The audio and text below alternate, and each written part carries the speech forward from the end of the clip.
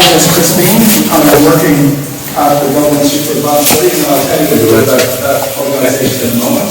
And tonight, both myself and Martin Möllhoff are going to talk you through strange sounds from the underworld, earthquakes, and other deep secrets. Now, first of all, I just want to say thank you to John and Mary G for access to the cave. They actually run the Irish National Seismic Network that records earthquakes in Ireland and all over the world. And our national station is up further up the cave here. We won't be able to work out with that, but we can simulate some stuff later on. Those are instruments that are similar to that, so we'll show you how that works. But without the collaboration of the owners, we wouldn't be able to do that in this location. And it's a fantastic location for a site like that. So we want to say thanks very much for that, and also for tonight. I also want to say thanks to all the people from our organisation who helped out. They brought down equipment and all that sort of stuff. So it's been a fair bit of work. And the final thing is that you notice on the way in that some people have been asking, not for interviews, but kind of like a word association. And so if people are happy to do that on the way out, at least some people, that would be useful as well. What we're trying to do is understand how what we say to people who are interested in what we do but are not experts in how they perceive what we've actually said. It's part of a different project that some of our students are working on. Okay, I hope you can all see the screen. If you can't, just tell me to push over, please. I might be away there. Can you see it?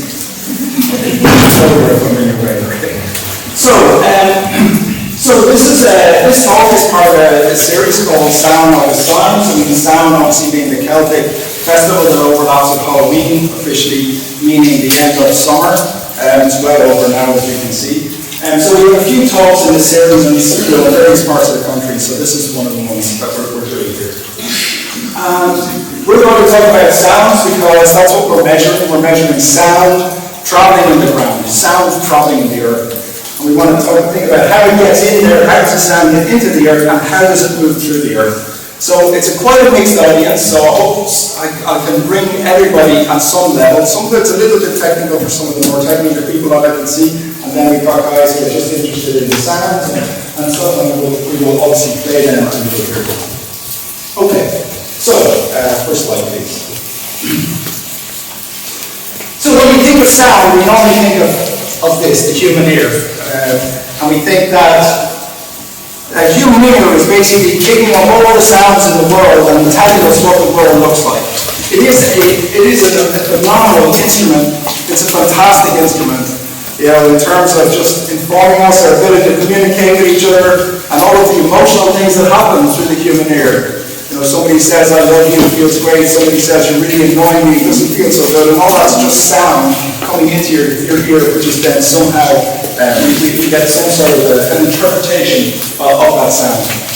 But what is that sound? What is actually happening?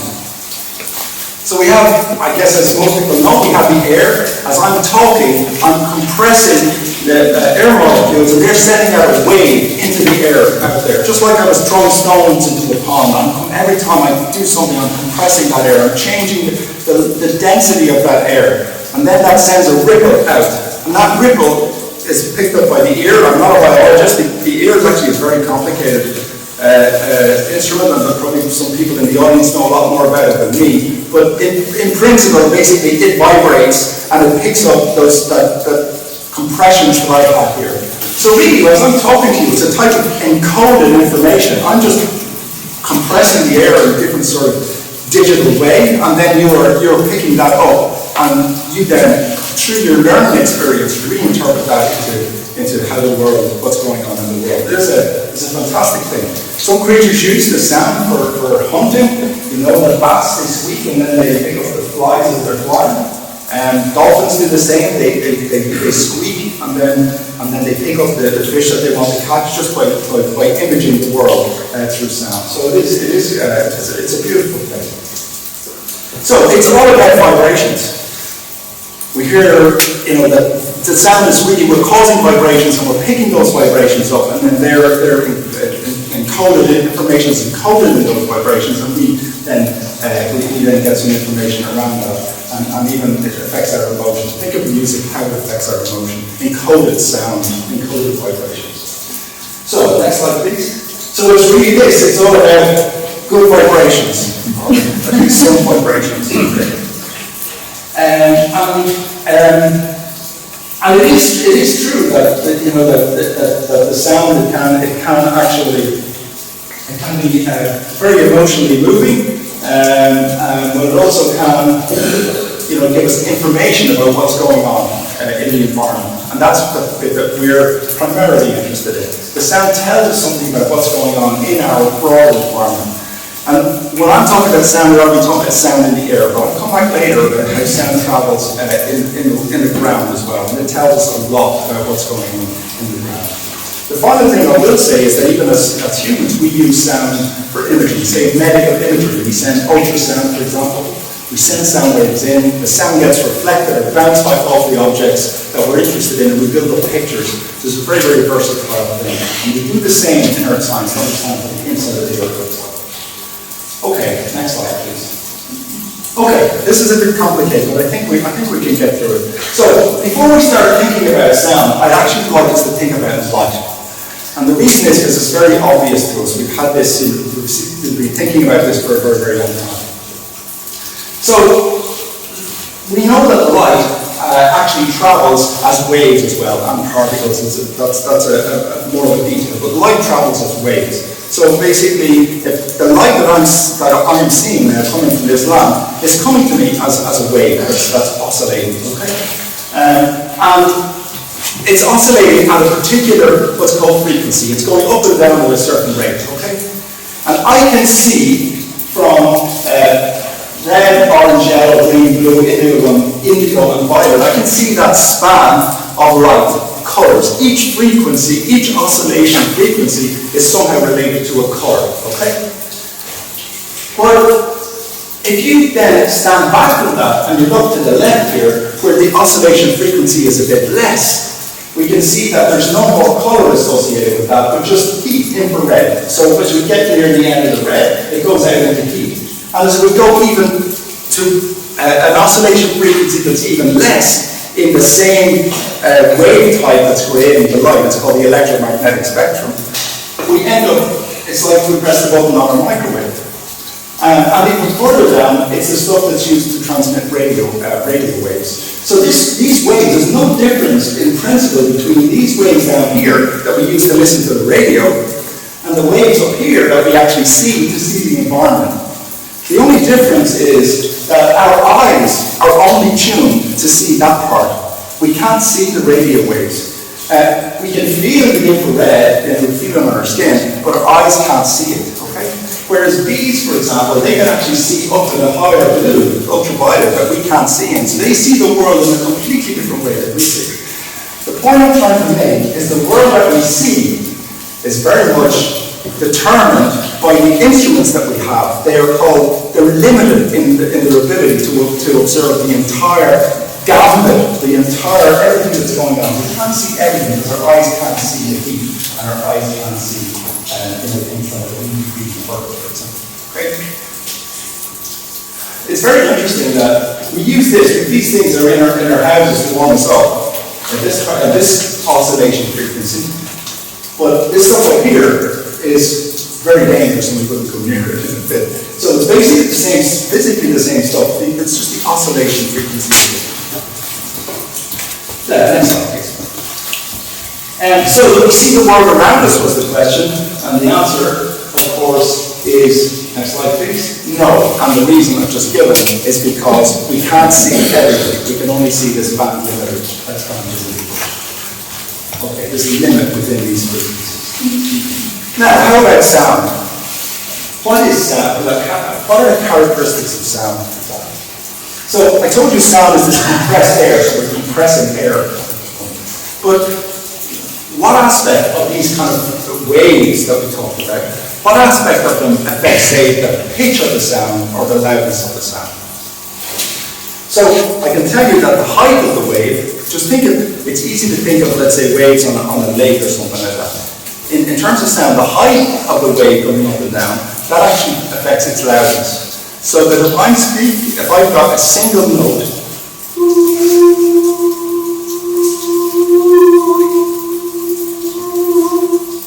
what I'm doing is I'm changing the amplitude of that up and down, but I haven't changed how often it's going up and down. I've just changed how high it goes up and down, okay? So I've changed its amplitude, and that affects the loudness. If I wanted to change its pitch, I would go, and now I'm actually making it go, oscillating faster and faster and faster, and I'm changing its pitch, okay? So there are these two different things that are key to understanding how sound works. One is the pitch, and it's called high frequency because the waves are oscillating very fast. And the other is the loudness, which is how high it goes up and down. So in this case, the blue guy is quiet, and the red guy is loud. And in this case, the really squiggly guy is high pitch, and the other guy is low pitch. Okay? Next slide, please. So this is then the key point I want to make. The human ear, is it like the eye? Is it kind of limited, or does it actually hear everything that's going on in the environment? Or is it limited? So do we hear the whole world around us? Next slide, please. And the answer is no, again. Because the human ear does have its limitations. And this, you might think, it doesn't really matter, I can get by. But in terms of our understanding of the world around us, of what actually is going on at a broader scale, these are extremely limiting factors if we're not able to grab that information and analyze it. If we don't hear it, it's completely missing. And then we go on as if it doesn't exist. And this is what we're doing. Even the way we have thought about the way the environment works is predicated, it's based on the idea that we understand everything that's going on, we've heard everything that's going on, but in fact there are huge chunks that we've missed. So, the limitations of the human ear are both ends of what's called the frequency spectrum. This again is how fast these waves travel. So, way down here at this side, there's a thing called, there's very low frequency sound. So that's the lowest possible sound that you can hear. So you can imagine, if you go to a piano and you press the very lowest key on an 88 key piano, it has, the string vibrates at 27 oscillations per second per kilohertz. So, and I can't sing down there, it's the lowest thing you can possibly hear. You go down to 20 is about as low as you can possibly hear. Okay? Well, and then as you come up, if you notice when somebody presses the lowest key on the piano, you think it's not so easy to hear. And they start coming up the keyboard, that's easier to hear. And that's because even at the low end of the piano, our ear is running out of its sensitivity to those sounds. So anything that, if you made a piano string that is actually vibrating more slowly than the lowest string here, person could hit it all day, you wouldn't know. Unless you saw them hitting it, you wouldn't know it was being played. So there's a whole lot of information going out into the world there, but it's just not, it's picked up by our ears because it's beyond our frequency, the frequency that we're getting. Okay? So on the other side, if you go off to the top of the piano, it doesn't go anywhere near the top end of human hearing range. That goes way, way, way, way up to hundreds of hertz.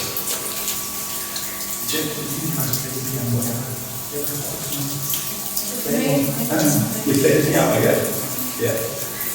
Lots of people play the piano. So you know where middle C is on the piano, yeah? Yeah, so middle C on the piano, when you press the string, and only press it. Do you know when your mommy and daddy are not there, it might open the piano to look in and see what's actually inside. Don't open that when they're gone. Do you know the big strings that are inside of the piano? When the hammer hits the string, when you press middle C, that string inside is shaking over and back 260 times every second. Okay, you can hit the thing and it goes beep. And if you could slow it down with the camera, it will go over and back 260 times every second from middle C. Yeah? So it's pretty fast. So, pianos are a great way to actually understand how sound works. We go to the next slide, please, and I guess everybody knows this one as well. Yeah, I know, it's funny, isn't it?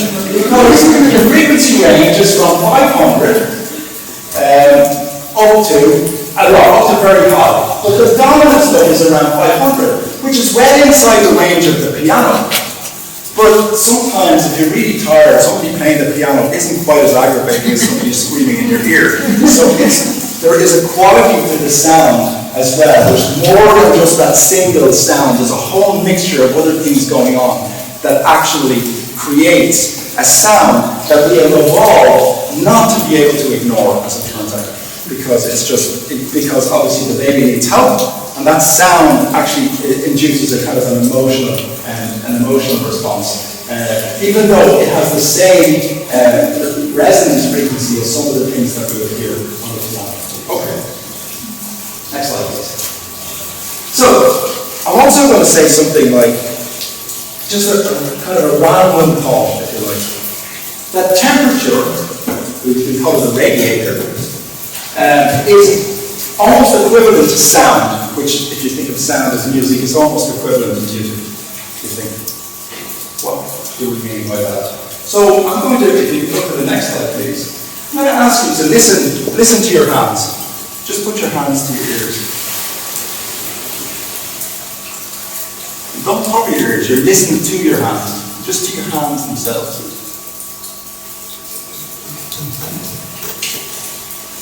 Can you hear them singing?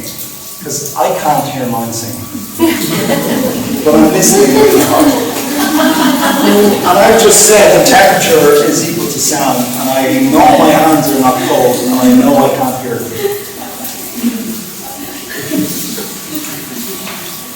And the reason I can't hear them is it's for sure my hands, if I look at all the molecules of air close to my hand, they are vibrating slightly faster than the ones further away from my hand, because the heat from my hand is making them jiggle a bit more.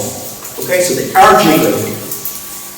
But my human ears are either not sensitive enough to hear the hiss that will create, they're not sensitive enough, or else the vibrational hiss is not in the range of detectability in my ears. So my ears are not able to hear the heat from my hands, but my hands for sure are actually causing the sound.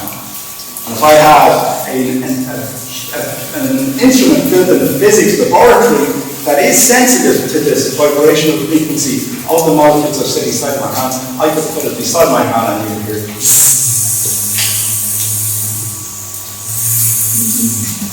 Just from the vibrations, from the heat from my hands, okay? So there's a lot of cool stuff going on that we're not picking on. You get to kind of figure out where this is going instead of repeating that. Next slide, please.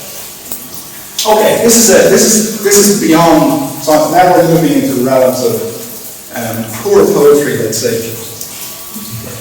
Certain things struck me is that if you think about it, when I send a sound wave out into the world, say I just go like this.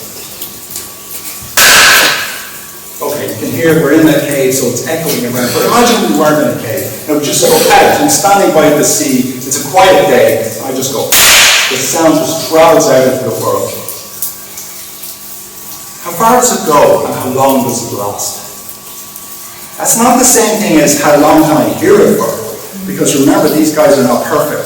How far does it go, and how long does it last? Well, actually, if you do a theoretical calculation, the wave will always get what's called attenuated, or it'll get absorbed. Why? Because it goes out and then it's compressing and dilating molecules, and they're slightly rubbing off each other, and they're actually warming up ever so slightly when they're jittering off each other. And that's so that sound energy is turning into heat energy a little bit, so it gets a bit lost. So it doesn't last forever. But it decays in some sort of a curve like this. The details of these curves don't matter. It decays. It's gone. Anyway, it decays in some sort of a curve like this. And the point about it is that this curve, if you look at the two, no matter how far we put that out, that curve, although it looks like it at the bottom here, this guy, it looks like it's touched the zero amplitude. Remember, amplitude is the loudness. It looks like it's touched the zero. That's just, zoom right in, you'll realize it never actually touches it. For anybody who likes their maths, it says it kind of runs asymptotic to it. Okay? Eventually, it'll go almost to it, but never actually quit it.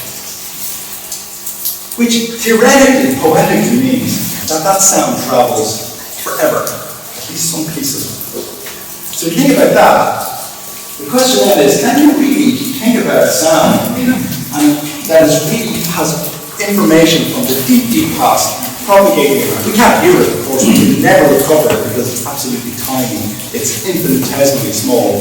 But are there dinosaurs roaring in today's atmosphere?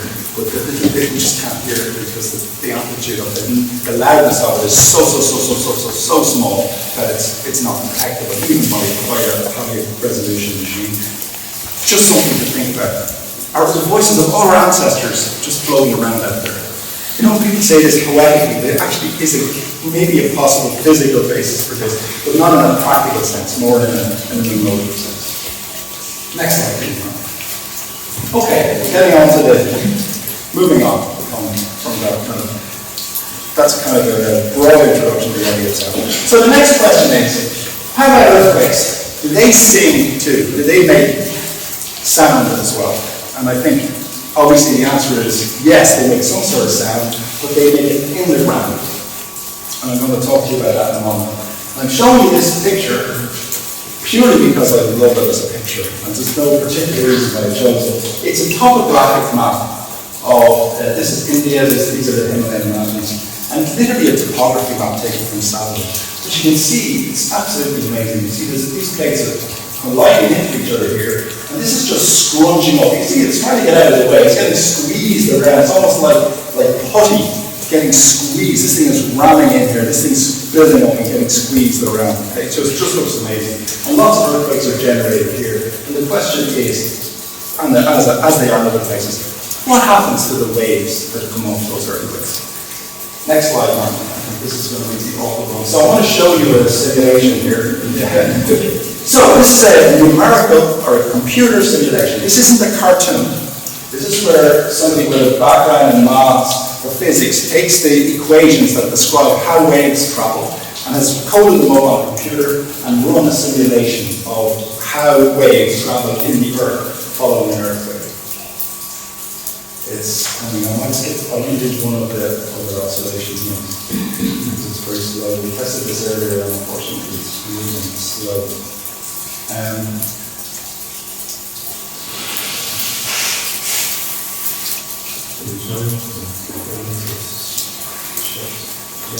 Okay.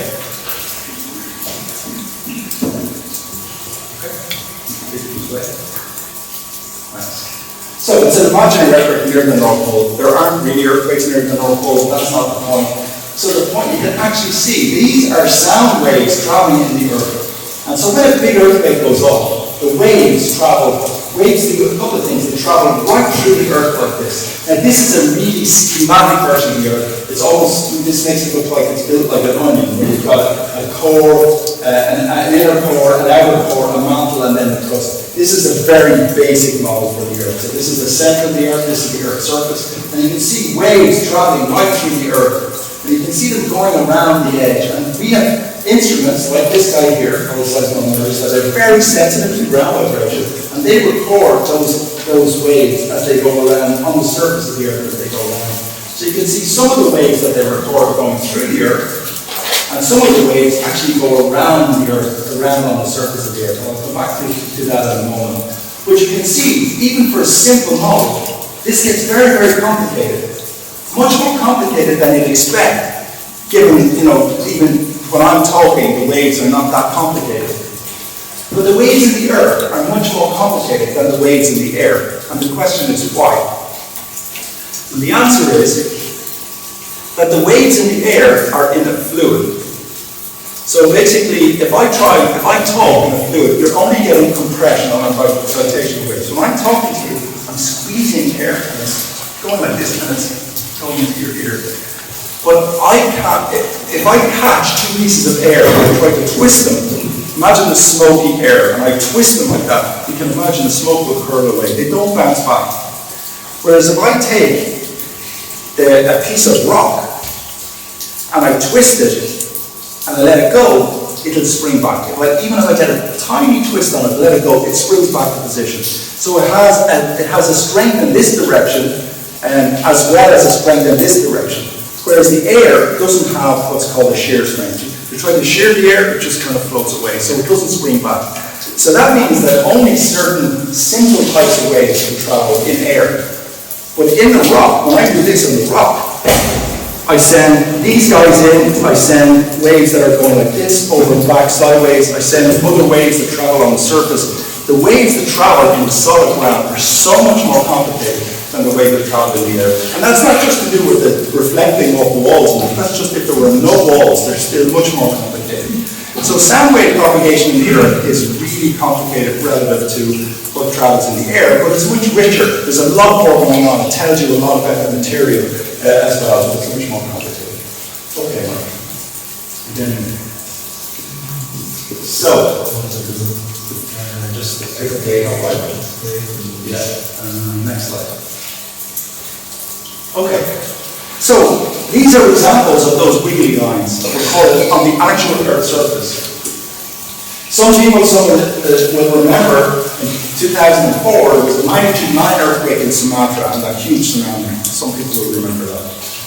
And this is an example of, remember, this is distance around the Earth. So remember, the Earth now is spherical. So this is distance around the Earth. So if I go up, say start at the bottom of the Earth, and I go up to the top, and then I come back down, I can end up coming back to where I started from if I go all the way around. Imagine we've got seismic sensors all the way around the Earth. When that big earthquake goes off, you can see the waves go all the way around from one side of the Earth all the way to the other, and then they come back up the other side, and they end up back where they started. So those waves have traveled all the way around the Earth from this earthquake. And then they go around the Earth again, and then they go back down on the other side, and they go back to where they started. And they go round and round and round and round multiple times. And these are recorded by these wiggly traces are recorded by some of these instruments that Martin's going to show you. Okay, next slide, please. I'm only going to show one of these. Let's try the bottom. So,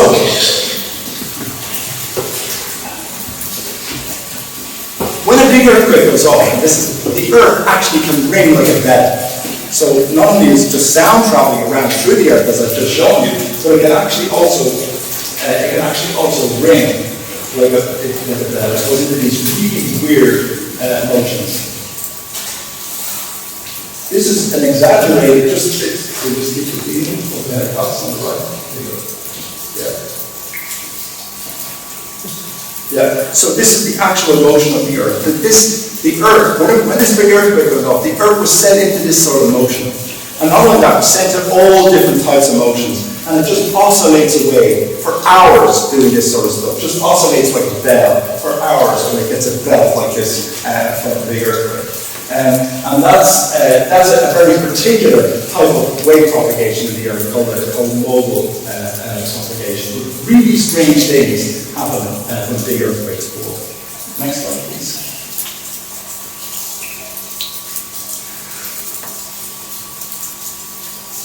So, I won't go into the details of this, just to show you that these spikes, this is called the spectrogram for anybody who's seen any of this before. These spikes tell you what oscillation frequency the Earth went into for the big earthquake. So there's some frequencies it's not doing anything, and other special frequencies, like this here is 20 minutes. So look at this guy just particularly. 20.9 minutes. It's called breathing modes. For every 20.9 minutes, the Earth was going. It took 20.9 minutes to go in and out like that, like it was breathing. 20.9 minutes to do one cycle of in and out, okay? And the radius of the Earth was changing by 0.05 millimeters. And it just does that for hours every time. So it's literally doing that. And then there are other ones that are torsional. There's these modes. It's going to be going like this. It's going bloop, bloop, bloop, bloop, bloop. Every 53.9 minutes. So it goes into all these different oscillations. So very interesting type of propagation of wave effects you see in the Earth. Okay, next slide, please. So, can we hear these earthquake waves in the ground? And the answer is no, because the frequency, or the pitch, is too low. And that's why we have to use these really detailed instruments, and Mark is going to show us in a moment now, for us to understand what all of these waves traveling in the ground actually sound like. Remember, they're much more complex than the voice stuff because they're traveling in solid rock that has all these characteristics. Next slide, please. Okay, can we go to the next one? I'm going to tell you about a couple of different wave types, and then I'm going to stop. I'll be done in about 35 seconds, 40 seconds. And then it's going to be Mark's turn. So, when you get a wave in the ground, you get many different types of waves, so to say. You get these body waves, and they propagate, they're compressional, they compress, and they're delayed, like the sound, like the waves in air. And these are called P waves. And they're the fastest waves. So if I stamp the ground like this, I actually send this wave through the ground. Okay? Anybody got any idea how fast that wave would travel in a rock? Very fast. How fast? If I do this here, and I send waves traveling through the rock, and your friend is sitting up there, how long will they have to wait before that wave arrives? Will they be kind of like bored waiting around? Or will they kind of go, did you do it? No, you missed it. You missed it again. Or is it going to be fast or slow? Yeah. Fast? You can feel it? Yes. Okay, yeah. It's very fast. Yeah. So it's traveling at, I don't know, maybe 3 kilometers per second. Okay? When I do that. So, in a second, if I could hit it hard enough, in 1 second of time, it would be 3 kilometers down the road. Somebody with a good detector will pick it up. Okay? Whereas the sound in air is only traveling, is traveling at about 330 meters per second. So it's much, much slower because the air is not near as dense. And that's not to be confused with light, which travels in old units at 186,000 miles per second. Okay?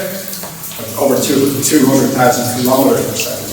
And anybody who's ever working in a field will see this oftentimes as somebody's putting in a fence post. See the person hitting the fence post, and then a couple of seconds later you'll hear the noise. And then you'll see somebody hitting a fence post, and then you'll hear the noise. Because the speed of light is almost infinite, because it's traveling so fast you see it immediately, but the sound traveling through the air is much slower. In fact, you could tell how far away the fence post was exactly if you just measured the difference in the time. Because you can go, that's really it took so many seconds, it's traveling at 330 meters per second, so I know how far away it is. And that's how you know if the lightning's going as close to you. You see the flash, and then you count 1, 2, 3, and for every second there's just 330 meters approximately. So you can tell right, probably is a few kilometers away. So that's the difference between light and sound. Waves in the ground also travel at different speeds. These guys are faster. Next, please, Mark.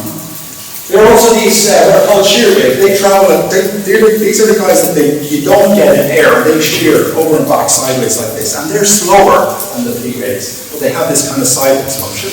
And they're called body waves, those two sets. They go into the body of the Earth. By doing that, they go.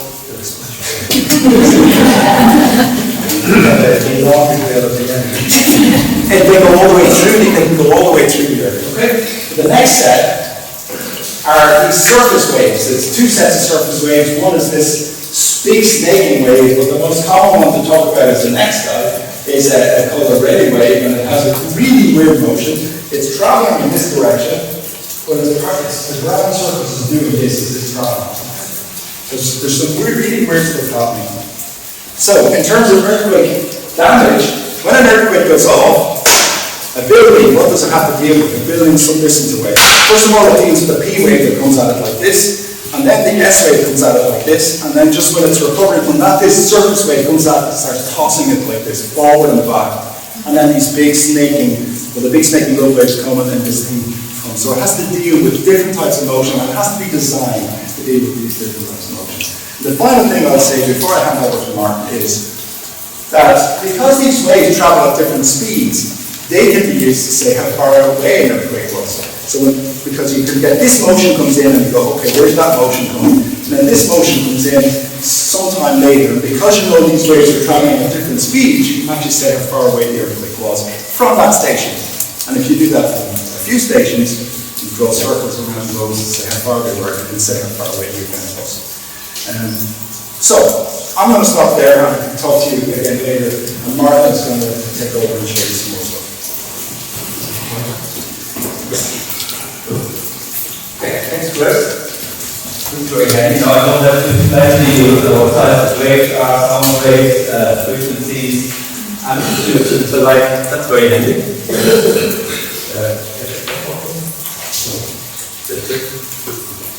Just look at it in person.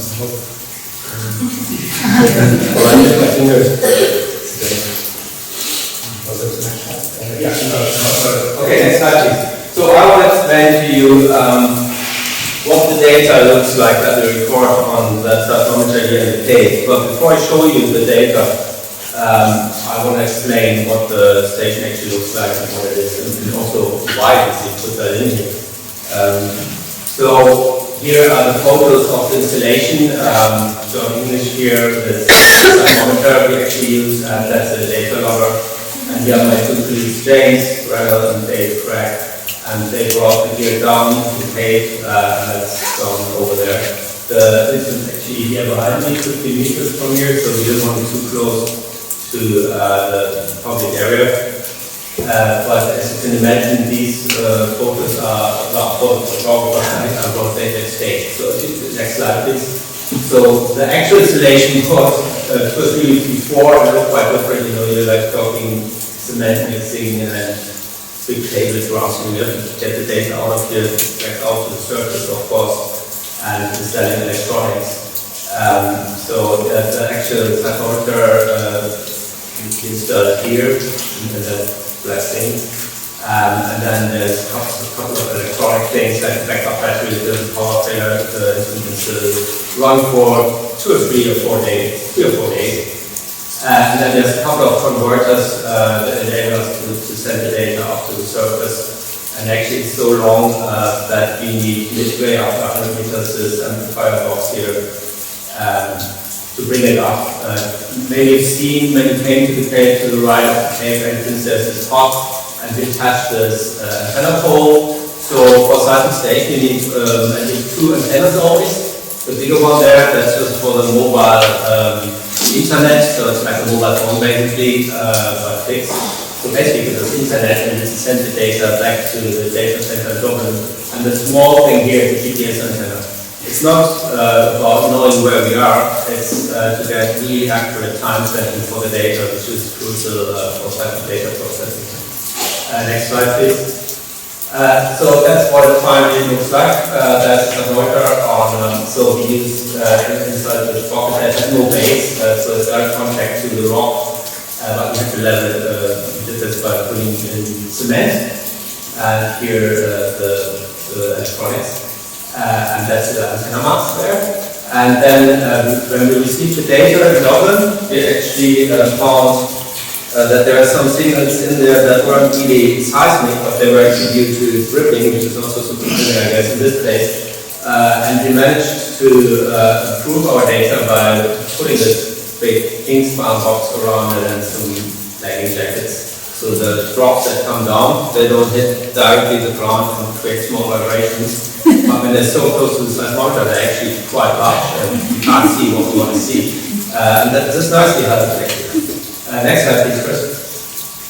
So, why did we do this? Why did we put in the station here? Well, this plot shows you the event detection capability. So, with events, we mean seismic events like many earthquakes, but also sometimes corridors or other explosions. And these contour lines and colors show you the magnitude, the local magnitude scale. From 0.6 to 1.8, and what we can detect in Ireland is the network that we had until 2 years ago. Namely 6 stations, Dublin, Wexford, Kerry, Galway, Donegal, Northern Ireland there, and Möllhoff. The one in Northern Ireland is operated by the PGS, but the access all their station data and they access our station data in real time.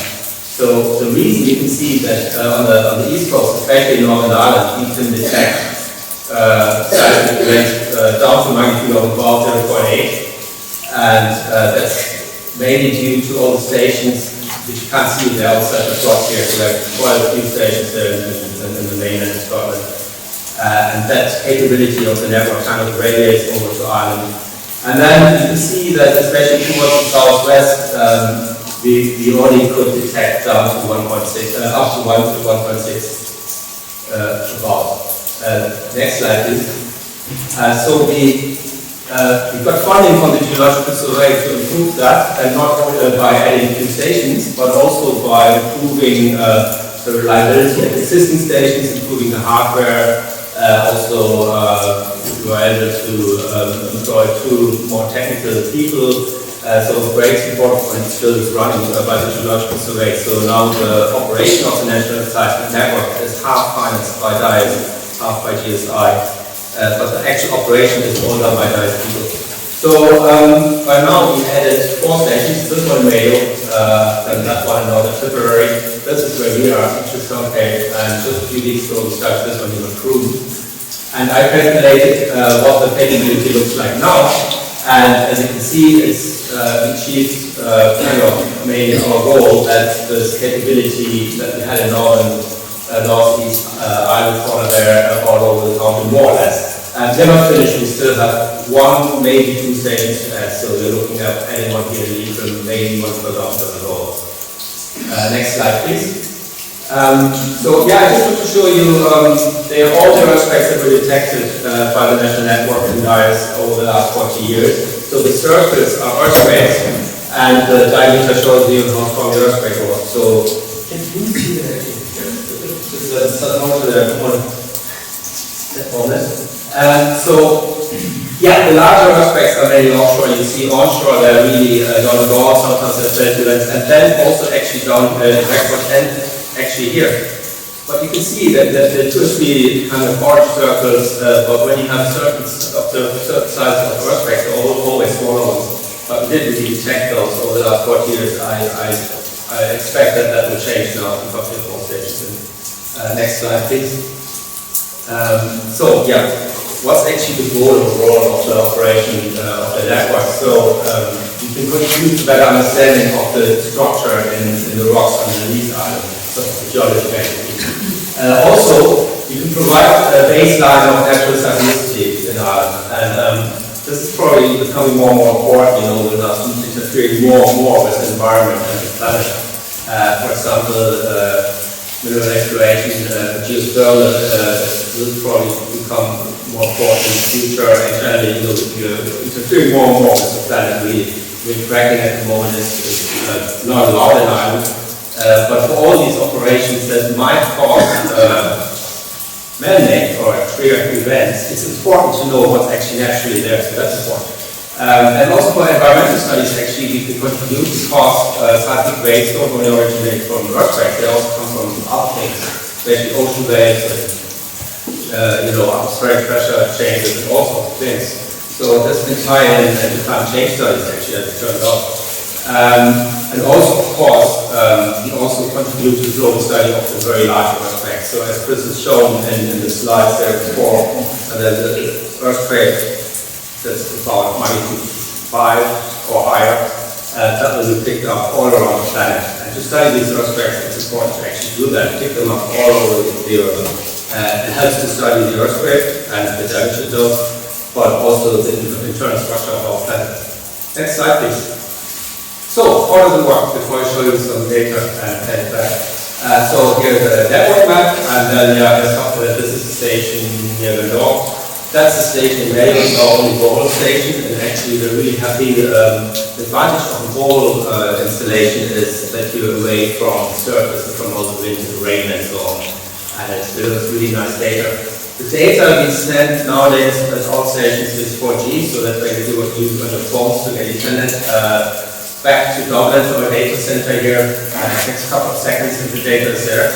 Same actually for the UK data that we get, or actually from anywhere around the planet. So there are agreements between all the seismological institutions around the world, and people use the data, and if you know how to, it's quite straightforward, and within seconds you have the data in real time. So you basically get data of how strongly does it vibrate at all these different sites. It all goes into a software package, and then it looks for basically events that happen nearly at the same time at several stations, and then it starts to calculate from the time delays where the earthquake was, or seismic events. The software doesn't know if that is an earthquake or something else. And it also tells us how strong it was, where it was, and when. That goes into bulletin, and then usually for the more interesting things, you have to put hands on the desk and the operator has a look at the data to clarify something not 100% clear. Next slide, please. So all this, by the way, before really done with this part, this goes onto our webpage, sinus.ie, if you're interested. So we do small event reports for very large earthquakes, like here in Mexico, 7.6, only like a month ago, or just things we consider of interest if they're really close to Ireland, for example, as well. And then a table that is automatically updated with when did it happen, where, and so on. And for the more interesting seismic event news, we call these, we also provide an epicenter plot. So this is the Celtic Sea event which happened late August, or magnitude 2.5, and it happened here, just 200 kilometers south of Cork. And these are the seismograms in our network. So the nearest one, I think, was the one in Valencia, in the Mitchelstown Observatory, where we have a station. And then the second station that picked it up was actually here in Mitchelstown. I think the cruise station wasn't operating at the time yet. And then you can see the waves arriving a little bit later at the other station. Next slide, please. So how does an earthquake look like if it's really large? So I'll show you the example here of the Mexico earthquake, 7.6, that's really, really strong.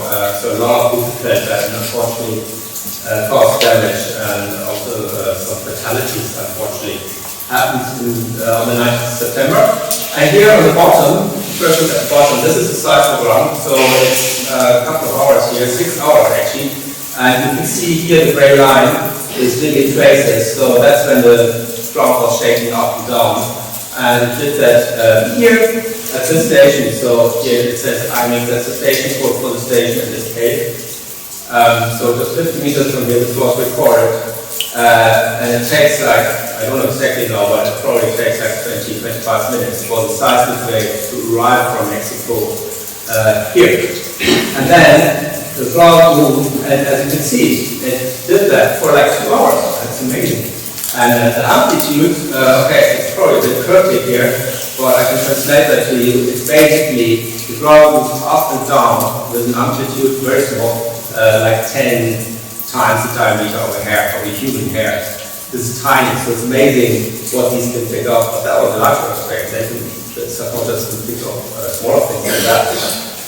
Of course, in Mexico it was much, much stronger, but because it had to travel so far to get here, the amplitude of course, much, much smaller. I think if you can click into the lower bottom of that figure, I think it will play back as a sound. Lower bottom. Yeah, if you just... Okay, so what happens here? So basically, on the bottom, I did explain actually the colorful graph here, that's a spectrogram. So it's also on the x-axis, it's time, and here it's the frequency. So as Chris explained, the frequency is how often does it shake. So it goes up to 0.5. So 1 Hertz would be, it goes up and down once per second. 0.1 is like, well, it's 10 seconds to go up and down. And then the brighter stuff here is where you have more energy. So basically this graph shows you that there's a lot of energy at things that move up and down slower than 10 seconds, actually for like 60 to 100 seconds. Basically, the seismic waves that came here through the cave from Mexico, the graph moves up and down very slowly, once per minute by like more than 10 times the diameter of a hair. So of course you can't feel that, but these instruments can. And then look at the time there, this took quite long. So when one wave comes through here, it takes a minute, and the wavelength of this wave, it's like 500 to 1,000 kilometers. So if you see sea waves in the ocean, they're like tens of meters, so it's actually quite hard to imagine, to be honest. So they're very, very large waves. with quite small amplitudes, fortunately for us here. Next slide, please. Such a field there, Martin. Yes, so the reason that's very important to say this, because at Chris explained, we can only hear down to 20 Hertz. That's the lowest frequency humans can hear. This graph, this data, the highest is half a Hertz, so there's no way we can hear this. So, and as you can see, the x-axis here is it 6 hours? I think it is. And it's just 15 seconds. So I played that back 6,000 times as fast as it was in reality, and that's the reason you can actually hear it through the speaker. So next slide, please. So now, an earthquake. So basically, the graph now is the same, but for a different earthquake. That earthquake, again, was recorded here on the seismometer in the cave, and that earthquake happened at the Mid-Atlantic Ridge, midway between America and here. I only took recent examples. I thought maybe that's too much to say. So that happened end of September this year. And the magnitude 5.7. So the Mexico one was 7 point something. So that's like 100 times smaller in energy. And you can see already on the graph, the x-axis is actually a bit different. So it's only half an hour long. I mean, it's still quite long for vibration. And the y-axis here is a little bit, you can see the frequency is a bit higher than what we have next to it. So yeah, maybe you can play that please. So yeah, the vent lasts a bit. And the sound is higher. The frequency is a bit higher than what we have from Mexico. The amplitude corresponds to the amplitude of the ground we will see in the cave. Or anywhere in Ireland where this way trends through the whole of Ireland, of course, with one diameter, this is the diameter of one hair, not 10 like the other ones. But before we do the next slide, I wanted to point to, is it on this slide? I think it is. This orange stuff here, around 0.2 to 0.4. So there's energy here, even before and after the earthquake. You see this? And if you go to the next slide, please. That's actually caused by ocean waves. So here you see actually the same, the plot I showed you before was here. So that was the earthquake of the Atlantic Ridge. And here's the orange stuff between 0.2 and 0.3. As you can see here, it gets much stronger. And also there's another earthquake, actually the same location, more or less like that one, just 2 days later. But I wanted to point you to the fact that this vibration here, which comes from the ocean actually. So these are seismic waves that go through the cave, but then actually the origin of them is actually the ocean. So there is a thing when ocean waves, sometimes there are rare instances where ocean waves can run in opposite directions. So you get ocean waves coming from the west and then also from the east. And when they cross each other, you get a standing wave. And huge amount of energy goes into the ocean floor. It basically makes the ocean floor to vibrate. So, like when Chris was standing with the cloud here, so in huge areas in the ocean floor is like pushed up and down. That creates waves in the underground, and they go all around the planet actually. And because the island is so close to the active North Atlantic, these effects can be really strong. And what happened here is actually that here, the North Atlantic island wasn't very active, but here it was. And you can now play that back. This time, as it's sped up a little bit faster, 20,000 times. If not, you won't hear it as much, and also will take a bit longer to listen.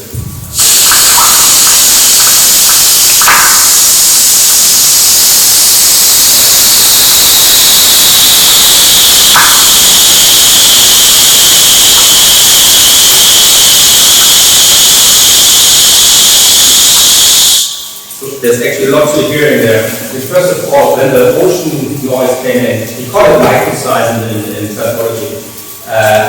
You can actually hear how it gets louder when it comes here. It's the loudest here, and then it gets a little bit weaker. And you can hear how the frequency actually goes down. So it's first it's high, then it's medium, it goes down. And the two earthquakes, these blocks, for some technical reason, actually the sound is a little bit too early than actually the graph. But also in you can hear all these smaller things, and I didn't track down what exactly they are. There might be smaller earthquakes, there might be even someone here in the cave or where you brought it out. So we can take once more, we can try to focus on the ocean.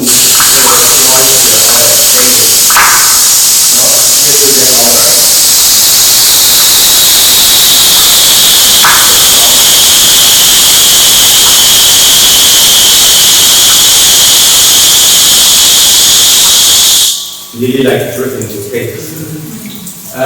Okay, so yeah, just very quickly, this I played it because these vibrations are pretty strong. Actually, when you put down the seismometer, that's the strongest stuff. We usually record these vibrations that come from the ocean.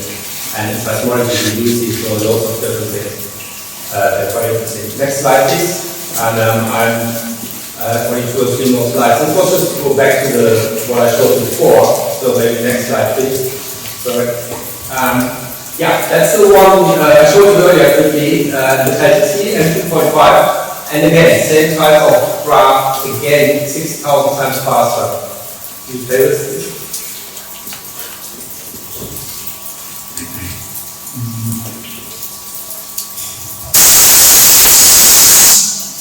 Wow, that was very short. Play it again.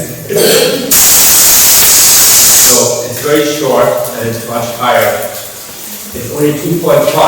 The one on the mid-Atlantic ridge was 5 point something. So this is more than 100. It's like 500 times weaker. So it's very weak, which makes the vibration to dissipate much faster and then it goes away faster. And also the frequency is much higher. Look at the y-axis here. I've plotted 0 to 20 hertz. So we're nearly getting to what we might be able to hear. The amplitude, what did I calculate? It's the hundredth of a diamond of a human hair. So the vibration is tiny. Next slide, please.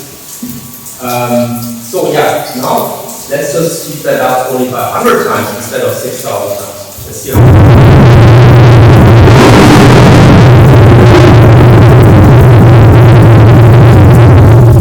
It's the same data, but before we played it back 6,000 times faster than it actually is, and now only 100 times faster.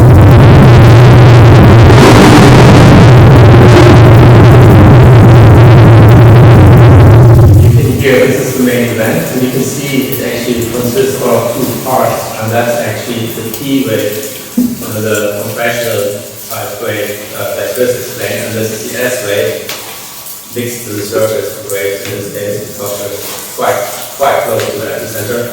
And this interesting thing here, actually, I don't know what it is because I looked at the other stations in Ireland and they didn't show that. So that must have been, I don't really know, something closer to the case maybe I'm not sure. Next slide, please. And I'm getting finished. That's now really close. You can see that this was a polyglass early August. 10 kilometers from here, so pretty close. And the cross here is where we are now, it's a cave. And our system calculated that the blast was here. And this gets calculated in these 3 stations to detect it. And the error of a rotation like that is like 2 or 3 kilometers. And we looked it up on Google Maps, and here in the Dalton Marks, at that location there is no quarry. But there's actually one 2 or 3 kilometers further northwest if it was, I think. But we're sure it's a photograph. I will tell you in a minute why we're sure. Maybe this is now played as well 100 times, like the.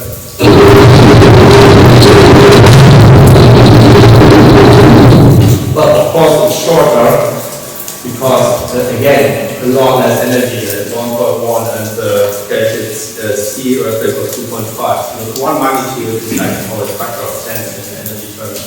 So it's more than 10 times smaller in energy, and therefore it's also shorter. And frequency is much higher. I brought it up to 45 hertz. I made the data, maybe it was a bit higher even, but for technical reasons I can't show you anything higher than 45. The amplitude was actually similar to the one here in the cave, to the one from the LTC earthquake. Even the magnitude was much smaller, the reason is we were so much closer. And now on the last slide, I believe, I speed it up only 10 times. Let's see what that sounds like.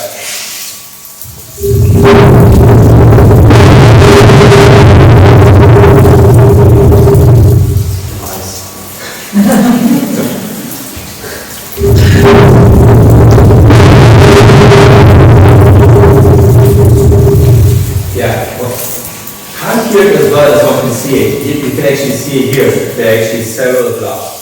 So in a quarry, usually you ripple blast. So they don't just drill somewhere, put in the dynamite and let it go off, because that first that gives quite a strong vibration.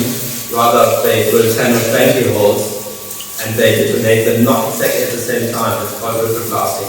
And that way, the vibrations are not as strong. Just to protect, infrastructure and houses, and that the neighbors of the quarry don't complain, I was cracking my house.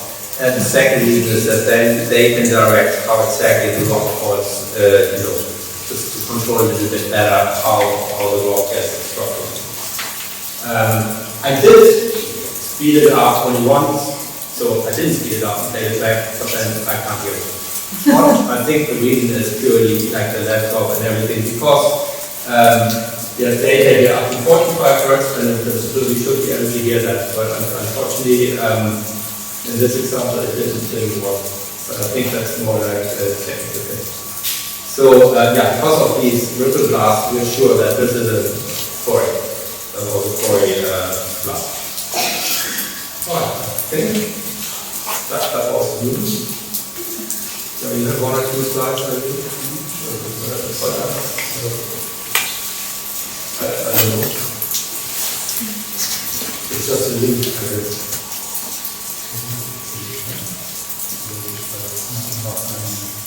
Did it work?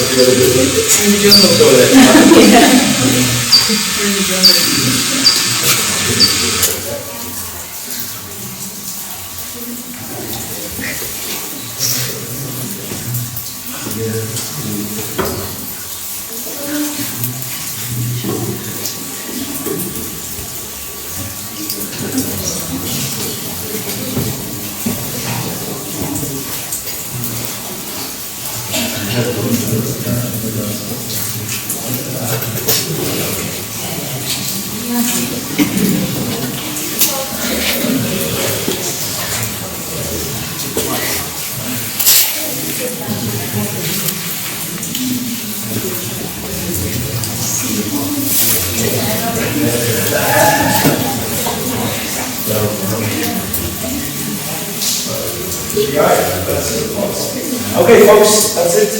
Thanks very much.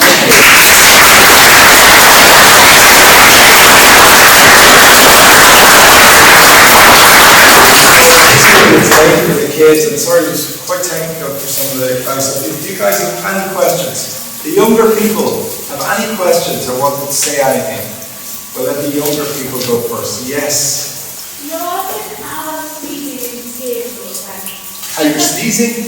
Yeah. With the thingy was over there before that. If you're sneezing, you live far away. You mean if you're sneezing here or if you're sneezing at home? Sneezing here. You're a bit far away. You can come over. Actually, Joe, something we want to show. Yeah, is there a sneeze coming on at the moment? You think you could pretend it's sneezing? Because there's, you see, let's go on a second.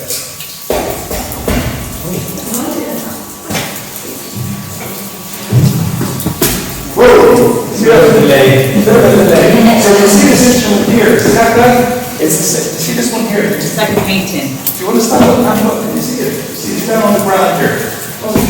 That one there is The cave is very big in that top, and then look at the cable is going down. That's the center.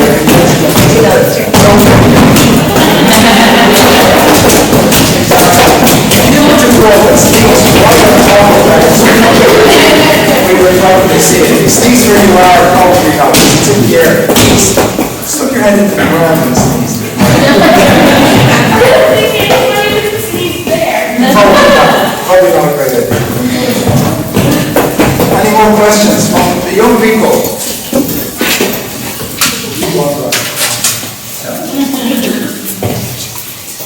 Anybody else?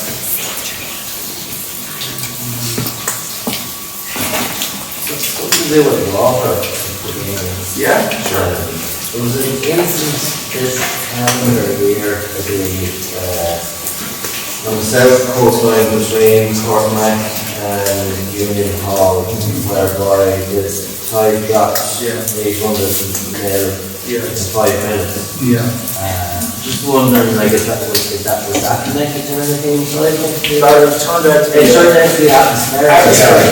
Yeah, but it's a very interesting question. So, I mean, if there was, they first thought it's possibly a tsunami.